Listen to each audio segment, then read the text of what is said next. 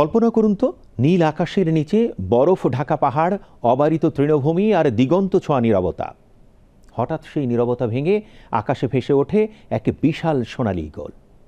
এমন দৃশ্যের সাক্ষী হতে চাইলে আপনাকে যেতে হবে মঙ্গোলিয়ার সবচেয়ে রঙিন ও অনন্য উৎসব ঈগল ফেস্টিভ্যালে। এখানে মানুষ আর ঈগলের সম্পর্ক শুধু শিকারেই সীমাবদ্ধ নয়, বরং জীবন আর ঐতিহ্যের অবিচ্ছেদ্য অংশ। প্রতি বছর অক্টোবর মাসে মঙ্গোলিয়ার আলতাই পর্বতমালা পরিণত হয় এক মহা উৎসবের মঞ্চে।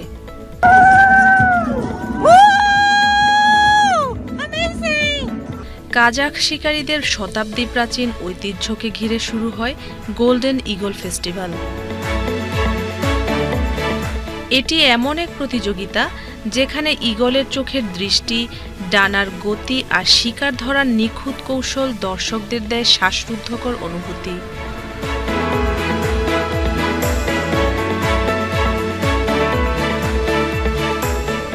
ঈগলকে শিকারীরা কেবল প্রশিক্ষিত প্রাণী মনে করেন না, বরং পরিবারের একজন সদস্য হিসেবেই বড় করে তোলেন। এই বন্ধনই ঐতিহ্যটিকে করেছে এত বিশেষ।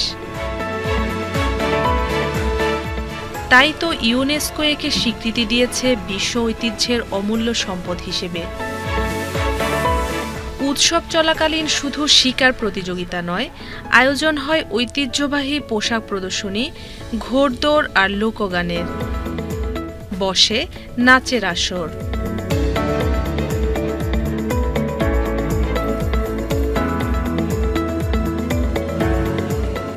পর্যটকরা থাকেন যাযাবরদের তাঁবুতে, খান কাজাক খাবার আর কাছ থেকে দেখেন যাযাবর জীবনের দারুণ টিকে থাকার গল্প।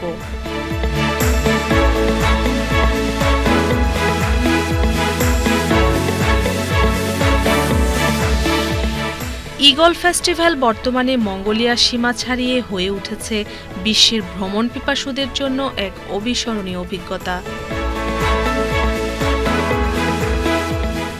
কারণ এখানে আপনি দেখতে পাবেন মানুষ, প্রকৃতি আর প্রাণীর মাঝে এক অদ্ভুত মেলবন্ধন, যা পৃথিবীর অন্য কোথাও খুঁজে পাওয়া দুষ্কর।